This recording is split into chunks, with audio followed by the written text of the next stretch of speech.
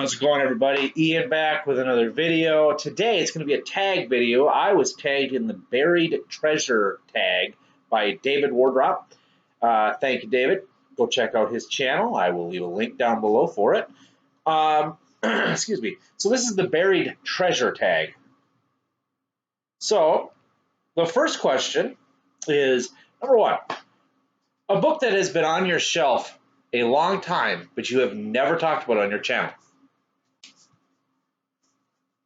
I have the second in the series, but this whole series is a trilogy called the Grimm Company trilogy by Luke Skull.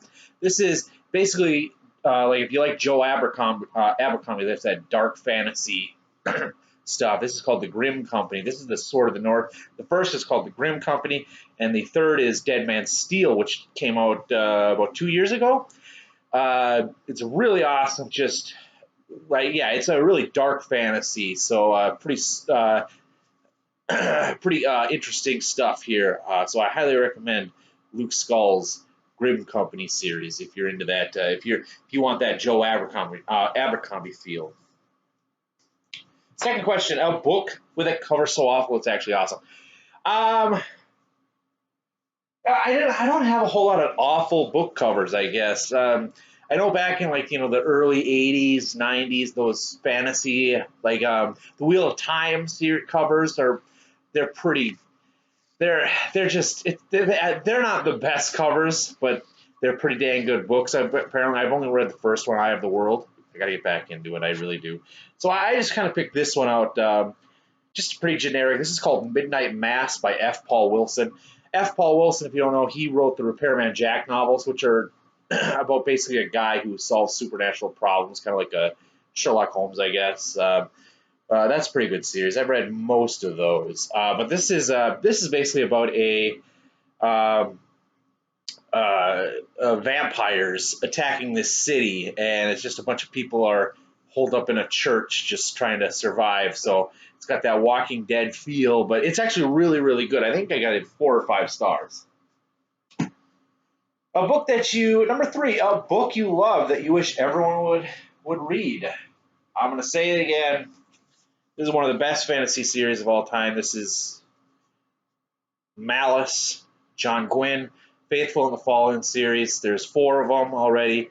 And then there's that backup, or the next trilogy in the series that I'm reading right now. If you haven't checked this out and you're missing Game of Thrones stuff, this is really close to Game of Thrones, and it's awesome. It's just awesome. A well-known author's underappreciated work.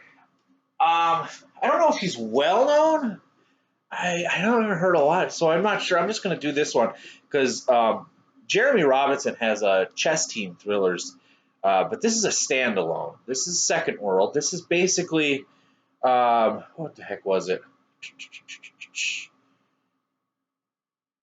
Something about it's.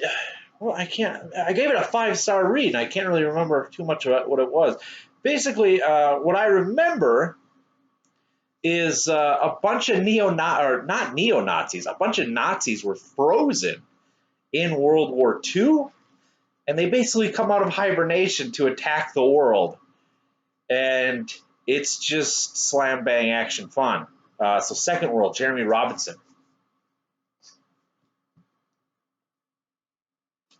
Let's see, the oldest edition on your shelf. Now, this is pretty cool. I got this on a rummage sale for 50 cents. And let me just make sure. I think this was written, yeah. Wow. This is a history of World War II, but it was written in 1945. So right after the war got done. And it's just kind of fun to just kind of go through here and see, because obviously we didn't know, obviously the whole history wasn't discovered yet, what happened in World War II by then. There was a bunch of stuff that's still yet to be determined, I guess. So it's kind of fun to leaf through. I have not read it. I don't think I want to read it just because it's kind of falling apart, so I didn't want to touch it so much. But history of World War II. by Francis Trevelyan Miller. So that was pretty cool. Next question. the, an, excuse me. An author on your shelf that you've never heard anyone talk about. So this series of books, I'm only going to show the one here. It's it's basically it's kind of like Matthew Riley's series that I was talking about, but this is another equivalent to a summer blockbuster. You know, just awesome action sequences, archaeology fiction, what you will. But it's called the Nina and Chase series. So it follows Nina Wilde and Eddie Chase. Nina Wilde is like a really expert archaeologist. Goes and finds these treasures. So this one, I believe they're looking for the Ark of the Covenant. They go and find El Dorado. They're going to try to find the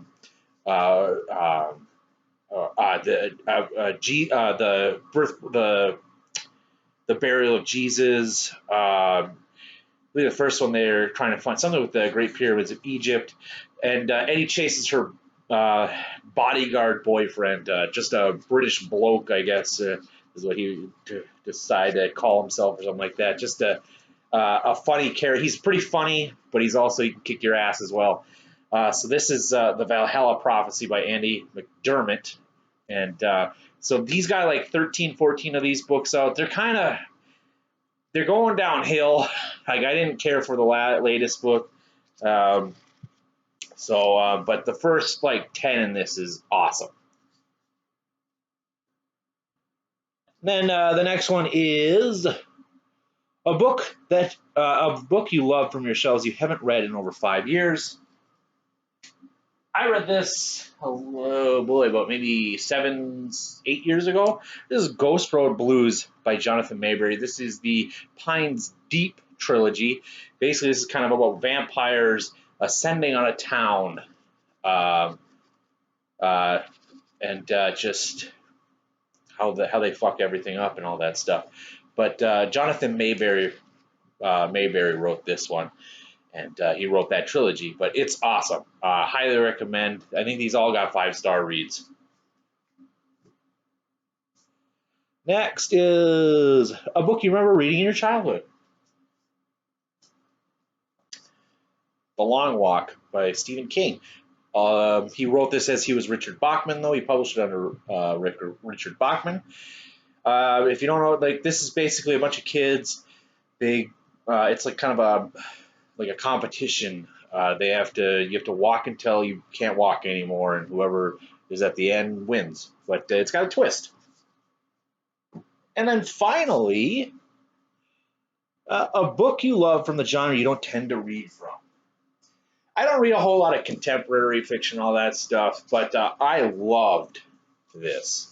Frederick Bachman's Beartown. I picked it up because it was basically me being from Minnesota. Hockey. It's a little hockey town, and there was a bunch of hockey towns up in Minnesota, and it's just kind of follows this town that just lives, eats, breathes hockey. So Beartown, but there's a sort of a twist in there, sort of like a crime twist in here, but it's awesome. Love the characters. It's awesome. All right. I don't know who's done that. I've seen this tag along. I've seen this tag around, so I don't think I'm going to tag anybody. But if you've seen this stuff, thank you, David, for tagging me, and I'll see y'all later.